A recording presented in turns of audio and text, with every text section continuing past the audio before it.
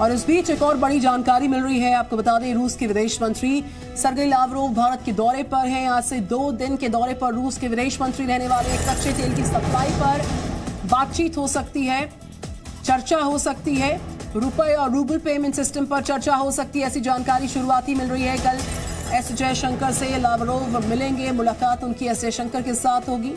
2 दिवसीय दौरा रूस के विदेश मंत्री सर्गेई लावरोव भारत के दौरे पर है। मनीष शुक्ला जुड़ चुके हैं मेरे साथ, उनसे लेते हैं और details. Very good morning Manish, रूस के विदेश मंत्री का 2 दिवसीय भारत दौरा, कौन कौन से प्रमुख मुद्दे हैं जो चर्चा का केंद्र रहने वाले हैं अगले 2 दिवसीय दौरे के दौरान?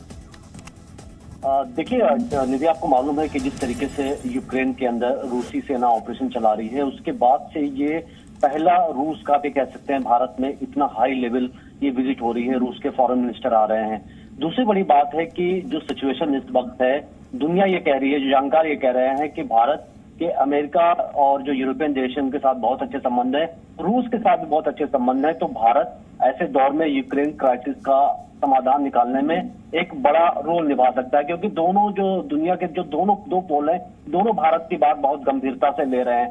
तो ये जरूर कहा जा रहा है कि भारत इस मामले में जरूर बात करेगा रूस के विदेश मंत्री से और ये कहेगा कि पीसफुल तरीके से पूरे समाधान निकाला जाए। दूसरी बड़ी बात है कि भारत के सामने, भारत जैसा पहले भी कहा है कि जो पेट्रोल्स हैं, जो इस वक्त ईंधन की जरूरत है, गैस की जरूरत है, वो रूस से खरीदेंगे और इसको लेकर के भी भारत बात करेगा, क्योंकि आप लगातार देख रहे हैं कि यहाँ पर पेट्रोल और गैस के जो प्राइसेस हैं वो बढ़ते जा रहे हैं और इस वजह से भारत के पास कोई विकल्प नहीं बचता है।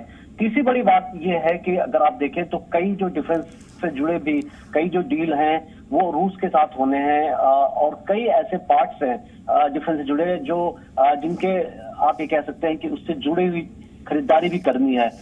S-400 की भी रूस ने डिलीवरी करनी शुरू कर दी है ऑलरेडी।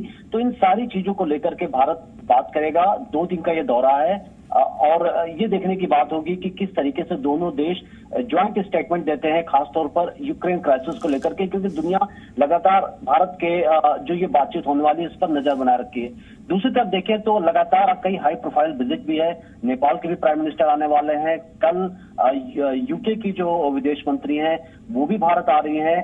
तो लगातार अगर आप देखें तो ये जो पूरा हफ्ता है, अगर विदेश नीति के लिहाज से बात किया जाए तो ये काफी पैक्ड है, काफी इंपॉर्टेंट विजिट भी आगे शेड्यूल्ड है। बिल्कुल मनीष, जिस तरीके से रशिया और यूक्रेन की वॉर जारी है, उसके बीचों बीच जो वैश्विक कूटनीति है उसमें भारत की धमक एकाएक बढ़ गई है और हम देख पा रहे हैं कई देशों के विदेश मंत्रियों का दिल्ली की यात्रा, भारत का दौरा जारी लगातार। उस फहरिस्त में कई सारे नाम शामिल हैं। हमने सर्गेई लावरोव का जिक्र किया, इस दौरे के मायने आपने समझाए। 2 दिवसीय दौरों में कौन कौन से मुद्दे एपिसेंटर रहेंगे चर्चा का, लेकिन भारत एक एपिसेंटर के तौर पर उभरा है। जी हाँ, बिल्कुल। देखिए, इसके पहले अभी जर्मनी के एनए से भी उन्होंने अपने जो अजीत डोवाल हैं इंडिया के एनए से, उनसे मुलाकात की थी। और दुनिया अगर आप देखें तो लगातार यूरोप के जो देश हैं या अमेरिका है, वो हमेशा ये बात कह रहे हैं कि भारत ऐसा देश है जो direct prime minister Modi Putin से बात कर सकते हैं, बाइडेन से बात कर सकते हैं और कोई नहीं चाहता कि लड़ाई वहां एस्केलेट हो। हालांकि टर्की में अभी कुछ दिनों पहले भी दोनों देशों की, यूक्रेन और रूस की बातचीत हुई थी।